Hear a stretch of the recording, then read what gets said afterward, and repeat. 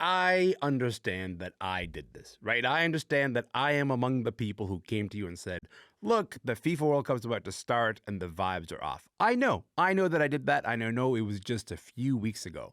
But here's the thing. The vibes have shifted. Canada won a gigantic win, 6-0 over Qatar. Also, at the same time, Vancouver has somehow turned into a party city. I did not see that particular thing coming. Shireen Ahmed is here, Laurence Watt is here, and we're going to talk about how suddenly everyone is a little bit more locked into the World Cup, me included. I'm excited with this conversation. I think you're going to love it. Let's get right to it. Hello. Good thanks for having me. morning. It's nice to have you here. Listen, there's so much to talk about. It's been 5 days since that gigantic 6-0 win over Qatar, the first Canadian victory in men's World Cup history. And I just, if you guys don't mind, need to just savor this moment one more time. It's a World Cup hat-trick on home soil for Jonathan David. Canada secure their first ever win in a World Cup, and they do so emphatically.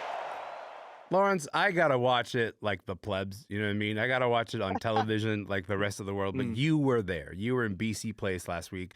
Tell me about the vibe in the stadium. Tell me about how that vibe transferred from the stadium and onto the street. What was it like? Well, the vibes began far before the fans were even in the stadium.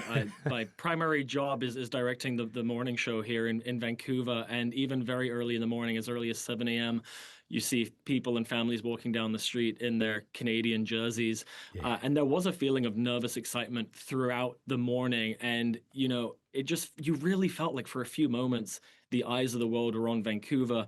And then you get into the stadium and, the chanting continues. And the thing about this game, though, is that we always kind of knew we should be getting a win here. Yeah. But I think even 6 goals, nobody could have predicted 6 goals. But even when we did score 6, the next thing all of the fans were chanting in the stadium is, we want 7. We want 7. So we maybe went from a bit of nervous excitement to overconfidence towards the end. But then when it spilled into the street, it felt like an all-day party in Vancouver, and it was thrilling to be a part of. I am going to try to suspend my jealousy as I ask you this question. But look, one of the things you've been reporting on is how Vancouver itself has been transformed by the World Cup. Like all the bylaw changes that have happened, all the sort of exceptions to allow for more noises on the streets. How is the city adapting to the fact that the World Cup is happening there? Yeah, so you will notice if you come to town right now, like there are more police on the streets. The bylaws have allowed the noise to continue a lot later than usual. And to many right now, the consensus is that these bylaw changes have worked and enabled the city to host a global tournament. So like to those who are fans, or even not just soccer fans, the thing that I notice most of all is not the people wearing different colorful soccer jerseys. It's those who are not typical fans, stopping in the street to look inside a bar at what the game is, what's happening to the game on the screen, taking pictures and selfies of their surroundings.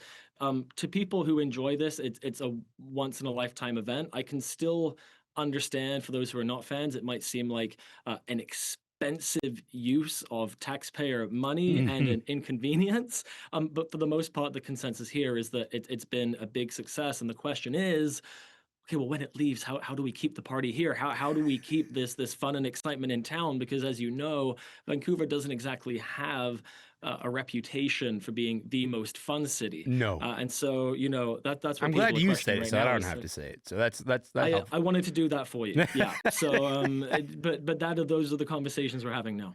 I will say, Shireen, I'm going to ask you about the Canada team in just a moment, but also like you and me watching these parties happening in Vancouver, watching the party that happened after the gigantic Canada win, but also as we were just talking about a moment ago before we got on the air, like watching that Egypt win yesterday and watching the entirety of the 2 days ago, watching the entirety of the sort of Vancouver streets engulfed in Egypt red and Mo Salah sort of hoisted up on the shoulders of people walking down the streets of Vancouver. The greatest player in the world in the city of Vancouver as he's sort of being paraded like that. What was that like for you to watch? Because I feel like I'm missing out on a gigantic party. So what I love about this tournament and in Canada, like I'm in Toronto. I go to matches at Toronto Stadium. Yeah. But I also live 10 minutes away from Masraoui in Egyptian Kitchen, where the party, you don't have to be at the party to enjoy the party. Yeah. Now we're finding out there's this massive, that particular plaza is not big enough.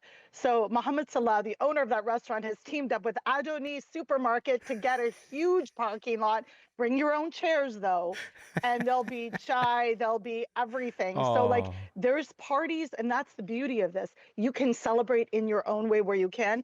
I thought about you when I saw Mo Salah being hosted, and I thought about how good it is for LFC fans, and you deserve this moment. Thank So you. congratulations to you. It's really big of you to say that. I just wanted you to put you in the Yes, position it of saying is. that's a thing. Yes, I know. But- I'm very gracious. You are a very gracious person. Very Thank you for doing gracious. this. Okay, let's return. Let's return to the Canada team because I listen. The win was gigantic, but the other really significant moment of that game was, of course, watching Ishmael Kone. He broke his leg after a tackle on the field. Tell me about how that moment has kind of shifted. I feel like it's shifted the energy and the emotions around this Canada team in the World Cup. Suddenly, we're engaged in maybe a different way. Yeah, I've covered soccer in Canada for almost 15 years, and I've never seen anything like this in terms of the way that my colleagues were in the stadium. I wasn't there, I was watching live. You could hear a pin drop when that happened, according to them. And the visceral reaction of his teammates, like Richie Larea got emotional immediately and almost Yeah. seemed like lunged for another player, but it was a concern. Maxime Crépeau went over to him immediately. But don't forget, Maxime Crépeau has also suffered an injury in a final in MLS final a couple of years ago. Yeah. Tejan Buchanan got injured in Copa. So this is a team that understands what this injury is and the severity of it, because it was gruesome. It was really, really bad, and everybody knew that. Like, dude's foot was like dangling. It was bad. Yeah, they And it was wouldn't show the enough to replay know. on the screen anymore. They wouldn't, right? Yeah. which I appreciated Yeah. because I don't think it's necessary to do that. But from this, the galvanization Yeah. of this moment to bring us to Canada. Canada loves a trial. Canada loves a test, and to bring everybody together. And like, really honestly, at first in the beginning of this tournament, I thought the test was going to be, the big bad USA as co-host. It's not. It's really getting everybody together to rally around him, whether it's the Montreal Roses, whether it's other teams, professional athletes. The love for this guy and for this team and their brotherhood has really taken a significant front page, which I Yeah. think it should be, the framing of it. And this team has captured the hearts and minds of this country. Jesse Marsh is now going to lead this team where they need to do and what we think they can do. And countries who didn't think, in media, who didn't think they'd talk about Canada in this way are having to do so. So seeing that shift is also really, really fascinating. I'm glad that you brought that up because I want to play you guys. Well, this is a clip that I saw a whole bunch. So you've seen the clips of Prime Minister Mark Carney dancing to Mr. Brightside, at the game. And those have been, people had all kinds of reactions to it. Some people liked it, some people didn't. But the stuff that I've seen has been the Mark Carney speech in the locker room afterwards. And I just want to play you guys a little bit of that speech right now. Let me just begin by acknowledging what you're all feeling, I think, and the nation's feeling. The terrible injury of Ishmael, the blessure terrible de Monsieur Kone. And it's in moments like that that you see character and real team.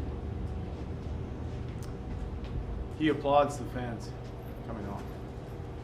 He shakes the hands of the Qataris coming off. Saliba comes on, steps up, scores. You hold up his jersey and you celebrate around that. You keep your cool, you show the nation. I think like if you're just listening to that, maybe you don't quite see the emotion on Mark Carney's face as he's sort of like turning around and addressing all of the faces in the locker room. He looks a little bit like a coach who's sort of trying to guide a bunch of players through a really significant moment. I want to ask both of your thoughts on this because I think like to me that's a really telling moment. It changes to me how people talk about this Canada team. Shireen, I'll go to you first. Your thoughts on that Carney speech in the locker room? I thought it was so appropriate that he start with Ismail Kone and he talked to the team about that, because that's literally where they still are. Their mental place is thinking about their teammate, their brother, and that was really appropriate. Secondly, if your prime minister is not dancing to Mr. Brightside, should he even be in office? So this is somebody who shows that he's locked in and he understands. Like, dude plays hockey. We've seen him practice with the Oilers. He understands what sports is. And it was, I think there was sincerity in this, what he said, and you can critique him all you want, but he understands and he's reading the room. And right now, can't say that about a lot of head honchos at this tournament globally, that they understand what's happening. He's sitting beside Infantino, and the juxtaposition between him and like who I call the emperor is so funny because he's jumping up and reacting, which is what you want. You see the humanity in that, and I think that's good. Laurence, real quick, your reaction to that Carney speech. Well, the political scientist in me tells me that a politician will never miss a chance to be part of a big moment like this. Yeah. But that being said, I do think countries tell themselves stories through sport. And so many events happened in that game. Yes, it was a big win. But what happened to Ismail Kony, it almost felt like there was such a hole in that win because of what happened. And this Canada team, it's young, it's diverse, it's slightly underestimated, but it's having a moment right now. And I mean, if there's a metaphor for Canada as a whole, could you think of a better one? And the way the Prime Minister spoke, I think he does have a way of sounding quite authentic in his speech. I think it was very well received. And I think the fact that his comments didn't really focus on, the sport itself, but rather on the character of the team, I think that's part of why it was so well received. He also shouted out Brampton, which is absolutely necessary. And hometown of Kyle Laren, yes. He had to. Yes. Like, Brampton has a big piece of this. So he's, again, tuned in and recognizes the gestures of people holding up Ismail Kone. When Saliba scored and held up Kone's kit, that has become a trend in this country. Okay, now I want to do the flip side of this. I want you guys to have a listen to this. Yeah, I just want to say, I love your jersey. Let me see who's in the back. You see? Yes. Okay, so that is a video of Alphonso Davies, clearly and easily the most famous soccer star that this country has produced. He's wearing, and then he's sort of talking to a fan, and the fan is wearing the number 19 jersey, which is a Fonzie jersey, but unfortunately, that fan did not recognize him. And it feels like that too is a metaphor in a certain sense, right? Like the idea of like, this is one of the most famous soccer stars that this country's produced, 5.5 million Instagram followers, can still walk the streets anonymously. Someone's wearing his jersey, does not recognize him. Laurence, talk to me about the way that the World Cup can maybe create stars, or in that particular moment, not quite reach that level yet. Well, the first thing I would say is that I'm incredibly envious and jealous that I wasn't on the street at the time when he was making that video, because I'd have noticed him and I'd have loved to have said hello, but it is what it is. Maybe I'll get that opportunity later in the tournament. Yeah. I think you're right. So Canada is known around the world for kind of being a big hockey nation, maybe even more like closely associated with like Canadian American football or even lacrosse. Soccer, it has been to previous World Cups, been involved in tournaments, but it really feels like right now, over the past decade or so, that's when like the investment's really been put into Canada soccer. And I think that's what it will take. If this Canadian team, if they can match the success of the example the women have set over the last couple decades, start getting more wins, getting results at major tournaments, then you're already seeing the result of that right now. Soccer is it's the fastest growing sport in British Columbia, where I'm hearing city councils in North Vancouver have heated debates about spending more money on artificial turf fields so that kids are no longer playing on gravel and can actually get proper training and practice. If this trend continues, then what that'll mean is that in 5 years' time, Davies won't be able to walk down the street without getting recognized. Yes. I cannot wait for that day to come. I think that actually sounds like a really wonderful time. In the meantime, I got to leave it there with you guys. Obviously, we'll continue watching this World Cup because it's been a World Cup of thrillers, a World Cup of underdogs, also a World Cup where Messi has just broken the record for the most number of goals in the World Cup overall. 17 goals, beating my boy Miroslav Klose. You know what? It's fine. I'll recover. I will actually move through this emotionally. In the meantime, I got to say thank you to both of you. Thank you so much for being here. Really appreciate your time.